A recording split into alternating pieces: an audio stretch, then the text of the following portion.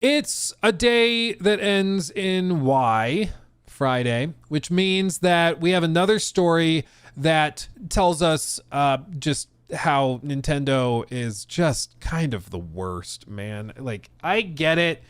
People grew up playing Nintendo games and consoles, and so it's near and dear to a lot of people's hearts. I get it. But bro, they do some stuff that's just slimy and evil. Okay, like sometimes they're just the worst. Okay.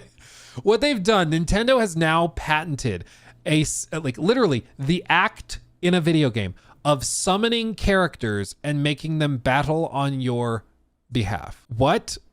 Okay. As spotted by GamesFray, Nintendo was granted a patent last week which covers the action of summoning another character and making them battle on the other player's behalf. Specifically, the patent describes a situation where a console or other system is being used to run a video game from storage. The player controls a character in virtual space. The player can perform an input command to make a sub-character appear, such as summoning another character. If there's an enemy where the sub-character appears, the player can control a battle between the sub-character and the enemy. If there's no enemy where the sub-character appears, the sub-character will automatically move around. The player can move the sub-character to a different location on the field, and if an enemy is there, they can control a battle between the sub-character and the enemy. Of course, most obvious example is in a Pokemon game, of course, but it could also cover a number of other franchises like the Pikmin series, classic, of course, and literally any other game on Earth where you could summon something that then behaves in a sort of predictable way where they fight. Yeah, Elden Ring, technically the Mimic tier or like Elden Ring summons could technically fall under this description. Say I want to summon, we'll go Mimic tier. You pop the Mimic tier. It summons a copy of you. So as the rule describes, you create a sub-character, they appear in a virtual space on a video game or console being run from storage, okay? So we've already met all these standards. And then there's a character where the sub-character appears. So then in this case with Elden Ring, the difference would be that the character would fight for you. You wouldn't control the battle for the Mimic tier. Like it would be controlled dynamically by the AI. But if they had like some version of Elden Ring where you summon a character and then you fight as your summon or you fight as whatever you summon, that would then violate this. Like what? Yeah, rip Diablo Necromancer. Like, it's just insane. Like, this is how we ended up with the situation where Warner Brothers patented the Nemesis system, and now it's been almost a decade since we saw the Nemesis system.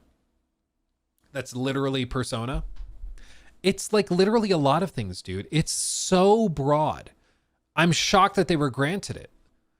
Like, I'm shocked. So there are already concerns online over Nintendo's new patent and how it could lead to a number of lawsuits in which it sues any other company that tries to implement summoning mechanic in its game, putting future titles in series like Persona at risk. However, whereas trademark law says that a company could lose its trademark if it doesn't challenge any infringements, this isn't the case with patents. While Nintendo has patented this mechanic, it can choose not to pursue any other company it decides to use it, and only do so when it feels its own IP is being threatened. This was the case with Palworld, which was seen accusations of plagiarizing the Pokemon games since its release in early 2024. They filed a lawsuit, blah, blah, blah. But this is true. So one of the reasons why I've upset some people, where I've defended companies for filing trademark disputes over like some stupid things at times. And it's because of how poorly written US trademark laws and regulations are written. But basically, like, you remember SkyDrive? SkyDrive, it was like a company for online cloud storage. They tried to sue No Man's Sky for the title because it had Sky in the name. Like, that's pretty stupid because clearly nobody's going to mistake SkyDrive with No Man's Sky, the video game. Nobody's going to get those two mixed up. But because they were similar-ish, their lawyers filed a notice or whatever over the trademark infringement, possible infringement, potential infringement to the company behind No Man's Sky, Hello Games.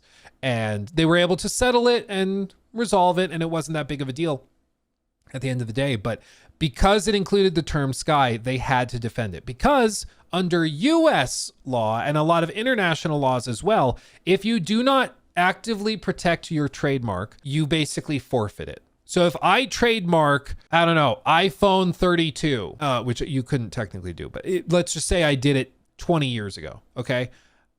If I am not going and actively defending my trademark, filing takedown notices, cease and desists over the last 20 years, by the time Apple comes along and wants to use the name iPhone 32, because I have not defended it, I effectively forfeit it. You know, I wasn't defending it. I clearly didn't actually care about it. So I forfeit it. And that's what they set up because they wanted to prevent people from just trademarking everything on the planet, because that would be technically possible. And then they just would sue everybody for some fee whenever you used anything. And the way they avoided that was by making it so prohibitively expensive to maintain and defend trademarks that it's only going to be done when it's actually something you want to protect. That's at least the idea. With this, though, patents, that doesn't hold true. You can select who you enforce your patent against. You can grant permission for it when you see fit. For example, like Elon with Tesla's patents over their like motors and some of their electric vehicle standards for like charging and stuff. They opened their patents and said, we're not going to enforce these. Everybody use them. Hyundai, Ford, whoever, use our patents because we want to make electric vehicles more normalized. So they opened their patents up for everybody to use. They selected or rather elected not to enforce their patents or defend them in that way, which you can do while still holding the patent. With this though, the problem is we just don't know. Like Nintendo may very well start suing big companies who try to use a basic gameplay mechanic like this and try to settle and get extra cash out of it. They may sit on the patent and literally only use it in the instances like Pal World where it's like pretty on the nose what they're doing. But the point is we don't know. And the patent would allow them to do it in both the kind of inconsequential, not that big of a deal way where they just don't really enforce it very often. But it would also allow them to enforce it in the really serious, severe situation where they're starting to sue like everybody. Oh, Elden Ring, no more summons. Persona, you can't have personas anymore.